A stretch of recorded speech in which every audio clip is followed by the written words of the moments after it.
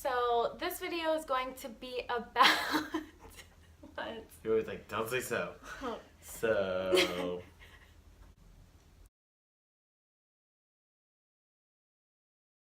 this video is going to be about spousal support and basically supporting your spouse in whatever they decide to do, and honestly just being a good person and making sure that you both are getting what you want out of the relationship and life. You know, you don't really have to choose. You kind of just can come to an agreement on things and ask for support. I've had a couple of questions about this. People have asked me like how I've found such a supportive spouse, and I mean, I think I did get very lucky, but I also think it just is a matter of communication. So what do you think? I think we did get lucky, you know, but communication is pretty huge, and we do pretty good at that. I think, you know, when you are trying to make like a life change and you realize that, let's talk about health and fitness, because that's really what it comes down to, why people are asking me this question around what kind of support, right? It's health and fitness for the most part. And that's the main question, like how did you get your spouse on board with health and fitness, or how did you make them do this or whatever? And it's, you know, I don't make Travis do anything. I just express my feelings and thoughts around what I need to do for me. So first and foremost, when you are about to start a health and fitness journey, I would recommend sitting down with whoever you live with, whether you have roommates or you live with your mom, your grandmother, your dad, your brother, whoever, your spouse.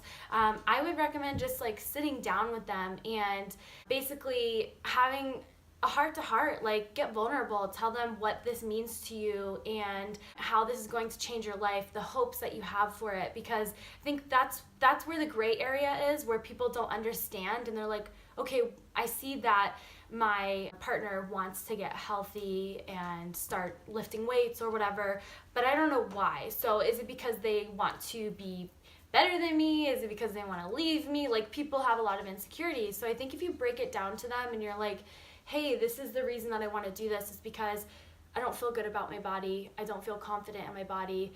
I just want to be healthy. I want to go to the doctor's office and not be afraid to like get my reports back of things that I can change. I think if you have a heart-to-heart with whoever you're living with about that, then they're gonna see like where you're coming from, you know? And we've had conversations like that before, especially because I'm heavily influenced.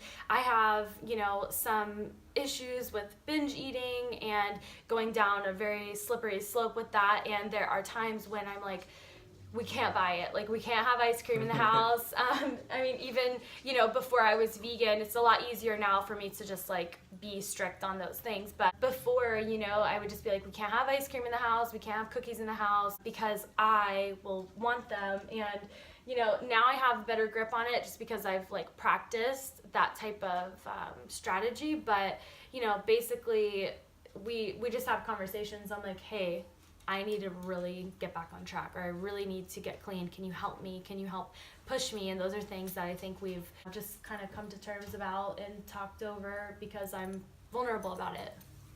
Yeah, I think the hardest thing for me is ice cream, though. He's the president of Team Ice Cream, is what he says. What are your thoughts? I mean, so here's another thing. A lot of people ask me how I'm vegan and Travis is not. Let's talk about that. I want your perspective on it. That's another rarity for us, because I was vegetarian for 7 years. So. Yeah, Travis was vegetarian when we met, and I ate meat. Like, yeah. I ate chicken and red meat. I ate it all. And but I think it just comes down to like making not sacrifices. Though, yeah. Man. Yeah, like when Travis and I first started dating, like I went out and bought a vegetarian magazine. Like, I was like, I don't even know what vegetarianism is really, but I want to make sure that I support him in being vegetarian, and I made him a vegetarian meal, like one of our first nights. I used to cook you chicken all the time. Yeah, and he used to cook me chicken, so it's like when he was vegetarian. So, I don't know, I think it just comes down to communication and having a game plan, and, you know, we're not stingy about our groceries. We still split everything down the middle because, you know, there's some stuff that I mean, we share most of our meals. Travis isn't above eating some tofu or some chickpeas, but, you know, I obviously don't eat the chicken that he buys, but, like, I probably eat more tofu and more chickpeas, so it kind of evens out to where, like, our grocery bills are kind of similar. Yeah. And, you know, we just split it in half. You know, I'm not stingy about, okay, well, $7 for your package of chicken and, you know, $4 for my 4 packs of tofu or whatever, because we just share, except for the things that I don't eat, obviously. I don't know. We have a huge oddity, I feel like, because we both were into fitness prior to even dating. Yeah. So, Travis, you talk about your background with health and fitness. It's not the best, I guess, but just growing up doing sports and athletics, especially I wrestled since I was 5. So always having to watch what I eat, but not the correct way. Because, I don't know, when it's for a sport, it's not an eating disorder kind of deal. Right. Which is the worst way to look at it.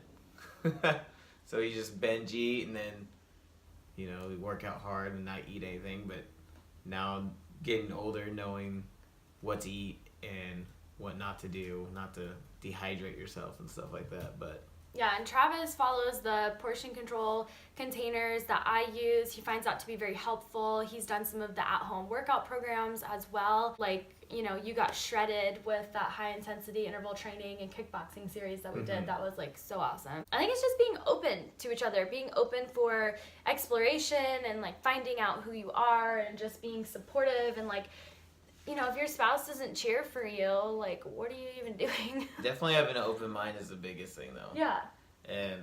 But you have to be open-minded about at-home workouts or gym workouts. And if you don't try it, then you can't knock it. Yeah. And I've even done at-home workouts before we even started dating. Yeah, so. Totally. Here's one. Couples that work out together stay together. What are your thoughts on that? Do you feel like couples have to work out together in order to, like, be, like, goals? I think as far as working out physically next to each other, no. Yeah. But if you guys are exercising and you both have the same end set goal of being healthy, and then yeah. Because we don't work out together. No, sometimes we do, and sometimes we don't. It's nice to have that space, especially for me. Like, I have my own little workout room, and just get down there and I turn on my Demi Lovato and I get it and, you know, do it on my own time, at my own pace. And Travis prefers to go to the gym and he works out with the equipment there. I also have a gym membership, but I haven't gone in a while since I've been doing this current program at home. Pretty much just use it for the sauna. I pretty much just use it for the sauna right now.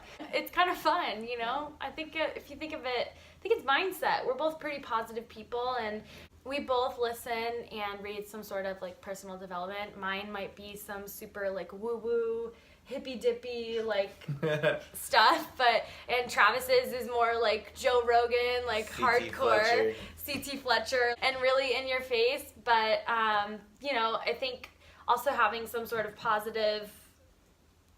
positivity going through your ears is really important, too, and not just, like, hearing each other's voice all the time. And I don't know, it doesn't even always have to be positive. For me, like, sometimes that negative motivation helps me.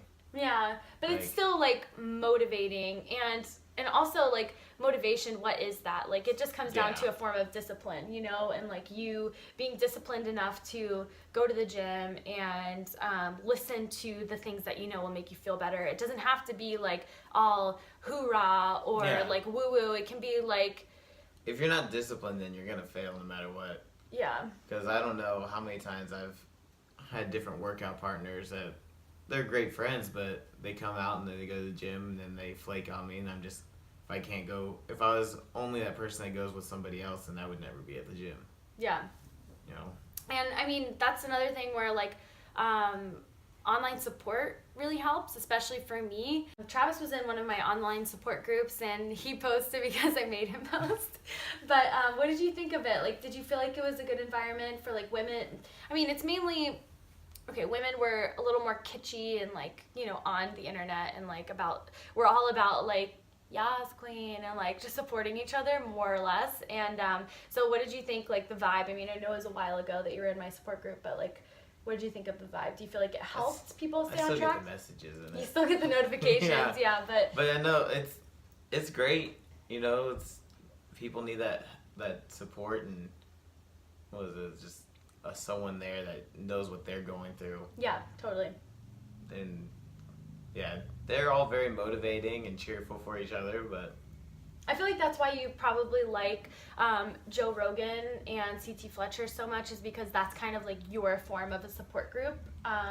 Because like they, I mean, especially Joe Rogan, like he has a martial arts background, and like he knows what you've been through, and that's why you can like trust his opinion, and because like you both have kind of gone through the same things except fame. Like he's famous. yeah, I'm not. Yeah, basically what it comes down to is just being supportive and like, you know, making it work and just being supportive. Why is that so hard? Communication and being supportive. I don't think it's that hard. I think it's just communication, open mind, and being supportive. Yeah. That's how we do it. So if you have any questions, just comment below. As always, make sure you subscribe here and check out my other videos over here. Bye.